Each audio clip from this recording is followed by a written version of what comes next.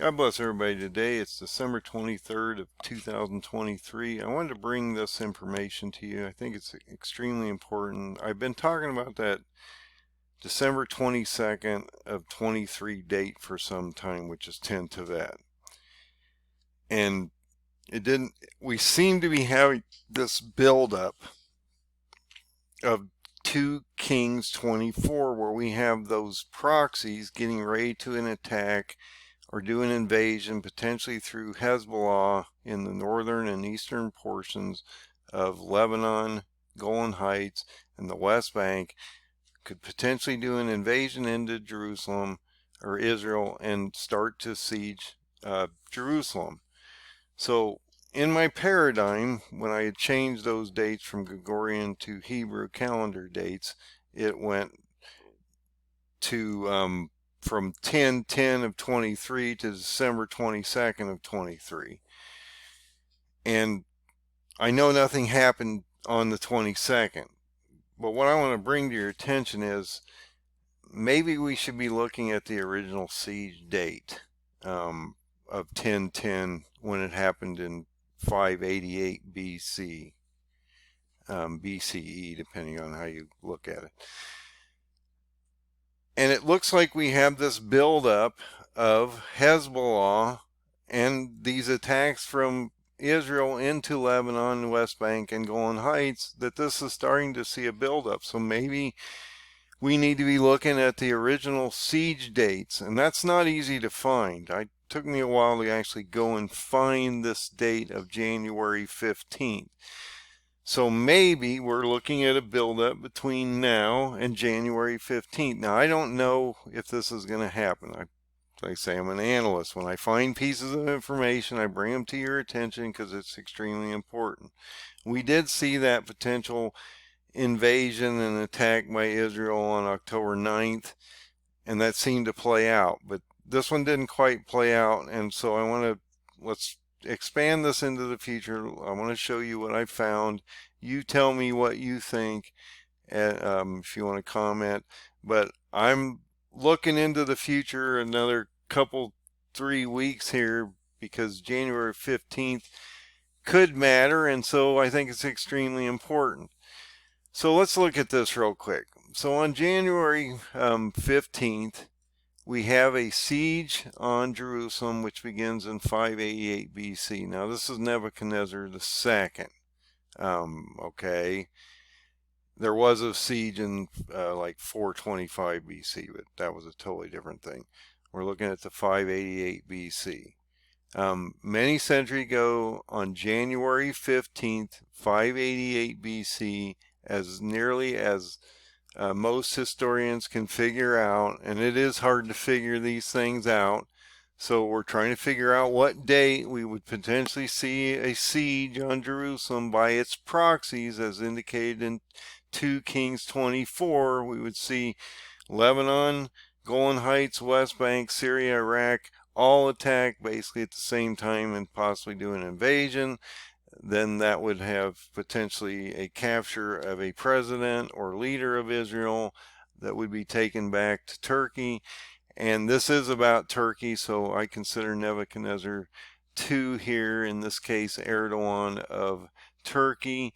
But if you go to 2 Kings 24, it indicates that the proxies would siege first, and Turkey would prepare to get ready to do an invasion. And hopefully I can show you that.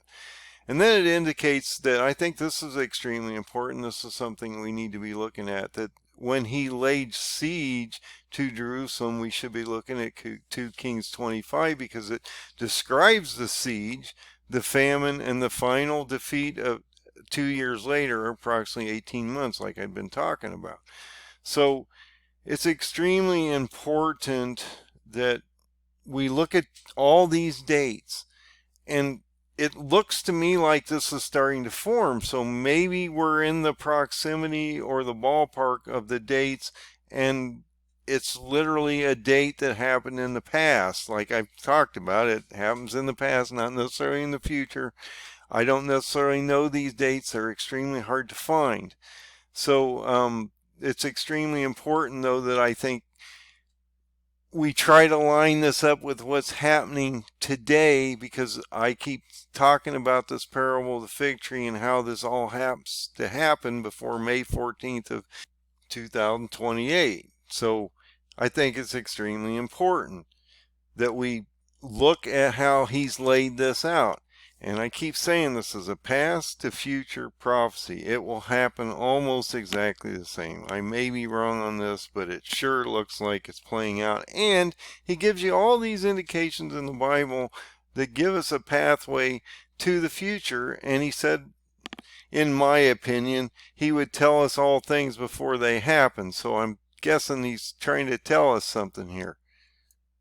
So I found this other article. I just want to bring it to your attention. I don't really promote anybody's work. I'm just trying to find when in history in 588 BCE that this actually happened. This is a cross-reference from a man that wrote an article about this. He also indicates it's January 15th. These dates are extremely hard. Now, in my paradigm, the siege lasts till like August 4th. He's indicating it lasts till July 18th. So that's what I mean. There's some, nobody's for sure. It's hard to go back 2,000 years and try to figure out just exactly what day a siege came onto a city.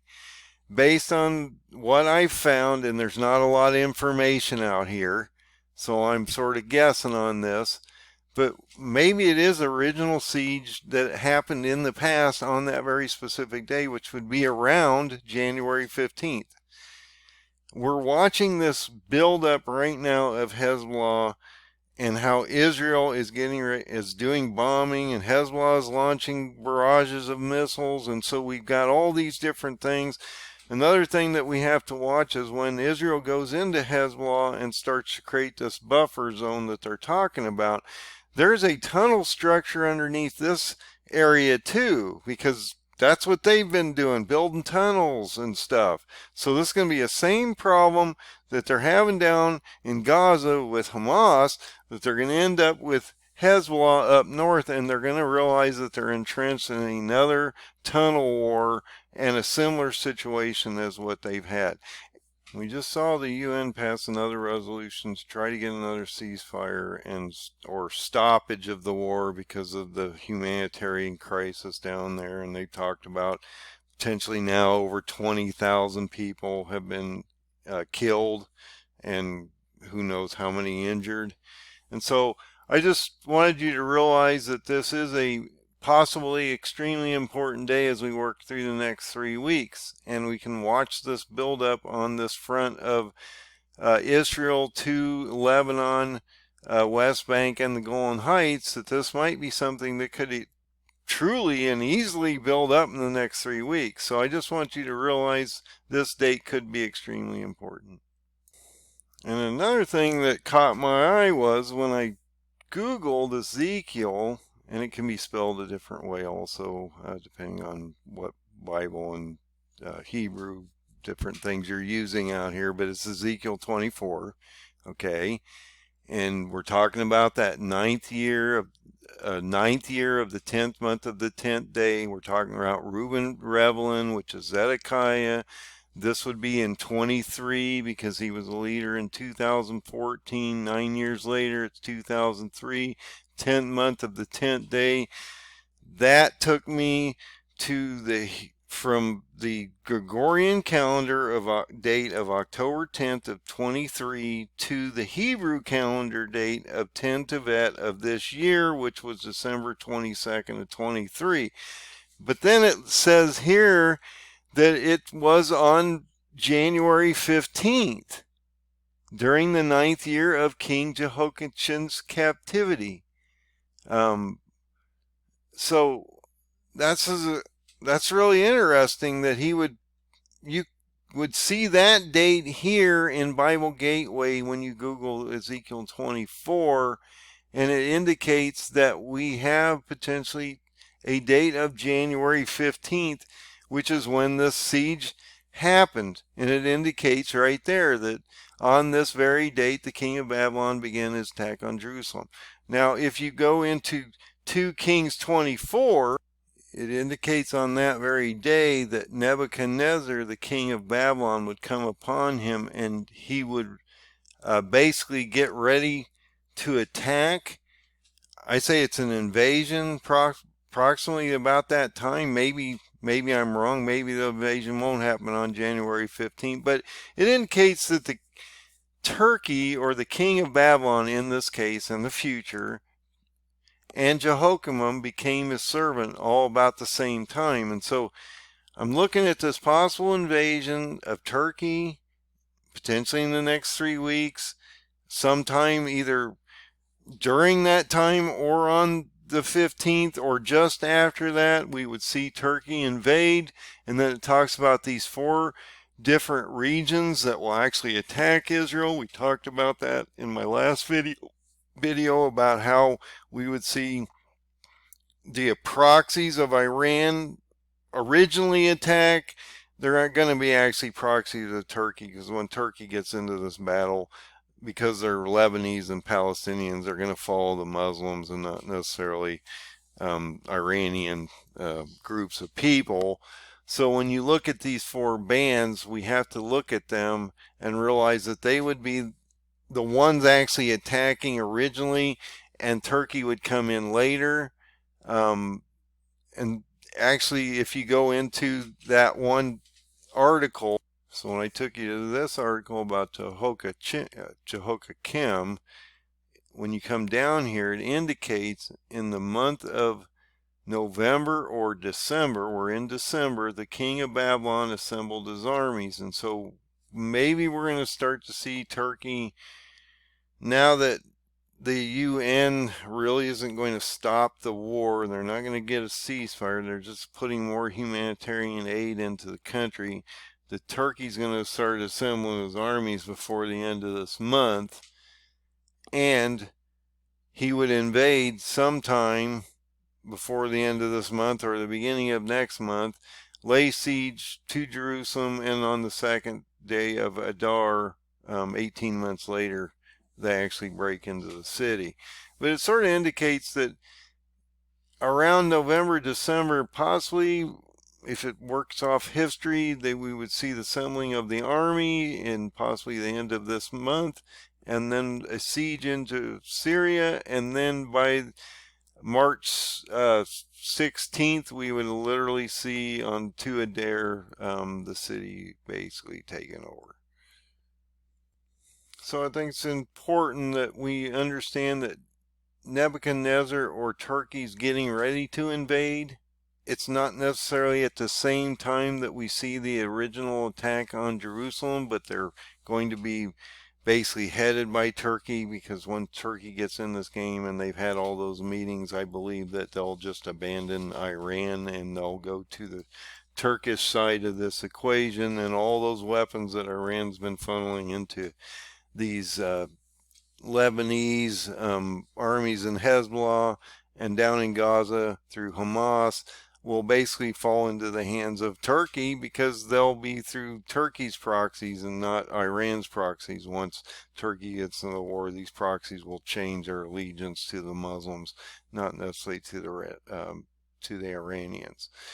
So we talked about how Jehoiakim would be potentially captured on that day, potentially January 15th now, because it's moved forward. As we can see, it didn't happen on the 22nd. And like I say, that I may be wrong on all this. I'm just showing you that if you look at what's happening out here right now, we're having a buildup of a war between Hezbollah and Israel, that we need to at least look at these options. And I think that because it does, in my opinion, happen from past to future, almost exactly identical, because God gives us all the information in the Bible, that we should be looking at these things. So we went through here, we talked about how Jehoiakim is basically captured right on that day that these groups start the siege. It indicates that his son would take over. He's approximately 18 years old. I don't know how old Isaac Herzog's kids are, but it would possibly be the youngest one. He would reign for 3 months, 10 days. Then Nebuchadnezzar would siege the city in March of this year, as I've shown on the paradigm. He would actually take the city over. I believe that's on March 16th or to Adar. And then we would see Nebuchadnezzar or Erdogan actually put another leader in place, which is Zedekiah. So you can come down here. Zedekiah begins to reign. It's in his 11th year in Jerusalem, which is interesting because if you go to Zedekiah, if he's put in March, and then he goes, well, I was going from December or January, 18 months forward, that ends up in August of 25. And that's interesting because if you look at the reign of Zedekiah in his 11th year, well, that's 25 because you go from 2014 to 2025, 11 years later. So it seems to work with the paradigm still. And I'm not trying to grab dates here. I've had this date on there for a while. I've indicated that he would be taken away when Zedekiah would be removed after he tries to escape to the plains of Jericho, and then he's captured, his eyes are taken out, his 2 sons are killed, and then he's taken away. But that happens in like August of 25, so about 18 months later. So it does make sense that that could possibly happen. And so you have this transition from Isaac Herzog to the son of Isaac Herzog to Reuben Revlin, which is Zedekiah, as you move forward in the next 18 months. But then if you go to 2 Kings 25, it talks about these same exact dates. So in the 9th year of his reign, Zedekiah's, who we're talking about here, in the 10th month of the 10th day, this king comes against against Jerusalem and sieges it, as it indicates here. And the city was besieged until the 11th year of Zedekiah, which Reuben Revlin was in place between 2014 to 2021. He's a past leader, but he's going to be put back in. And so his 11th year would be 2025. Talked about August 14th. That one article indicated it potentially could be July. So, there's some variations here in dates. I'm trying to follow as many of these dates as possible. And it indicates on the 9th day of the 4th month, the famine prevailed in the city. I talked about that on my paradigm. That's also, we see no food left in Jerusalem. The famine's gone on extremely long. 18 months is a long time with no food in a city. And then the city is broken up and basically everybody's taken away. It's interesting that the Chaldees, which are one of the 4 groups in 2 Kings 24, are the ones that pursue this king Zedekiah on the plains of Jericho and scatter his armies. And like I say, they kill both of his sons, and Zedekiah, or in this case Reuben Revlin, does have 2 boys. And then they take his eyes and then they take him to Babylon. So I just mainly wanted to point out this January 15 date. And as we see this buildup of Hezbollah attacking Israel, as Israel keeps hammering Hamas, and we see this also ramp up in the northern and eastern portions of Lebanon, West Bank, and Golen Heights, that we're going to see a retaliatory strike from Hezbollah onto Israel before long. Could happen in the next 3 weeks as we work into this January 15th. Maybe he's alluding that we need to look back in history, as I've always indicated, and I'm still looking into the future dates when we should be looking at the original dates when these sieges originally occurred and how they affected them in the past, how that will affect us in the future. So God bless everybody. Keep the open door. Find Jesus, and God bless.